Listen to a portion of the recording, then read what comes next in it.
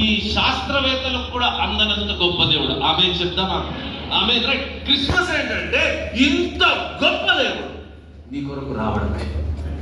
హల్లెలూయా right. తను తాను కుదించుకొని, తను తాను తగ్గించుకొని, తన శక్తిని కుదించుకొని, I'm excited about this. Christmas అంటే అరే అంత పెద్ద దేవుడు, అంత గొప్ప దేవుడు నిన్ను నన్ను ప్రేమించాలా? ప్రేమించాడు అక్కడ ఉండొచ్చు కదా.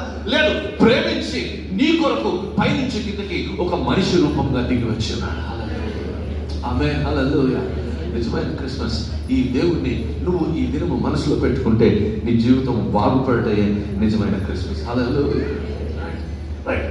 వాక్యం అంటుంది ఆదికాండం 1వ అధ్యాయంలో, 2వ అధ్యాయంలో, 3వ అధ్యాయంలో మనం చూసినట్లయితే సృష్టి చేయబడిన తర్వాత ఆదామును చేసిన దేవుడు రైట్ పైనుంచి కిందకి వచ్చి, చెప్పండి నాతో పాటు, పైనుంచి కిందకి వచ్చి రైట్ ఆయన పైన ఉన్నాడు, కిందకి ఇలా వంగి. మీరు ఒకసారి ఆలోచించండి, మట్టితో ఒక మనిషిని చేస్తున్నాడంటే ఒంగోని కూర్చొని రైట్ ఎంత చక్కగా చేస్తుండొచ్చు. అది అయిపోయిన ఆదికాండంలో. తర్వాత మనిషి పడిపోయాక, పాపంలోకి వెళ్ళిపోయాక మరి ఒకసారి ఈ క్రిస్మస్ దినాన్ని ఏం చేశాడు తెలుసా? మరి ఒకసారి పైనుంచి కిందకి దిగి వచ్చాడు.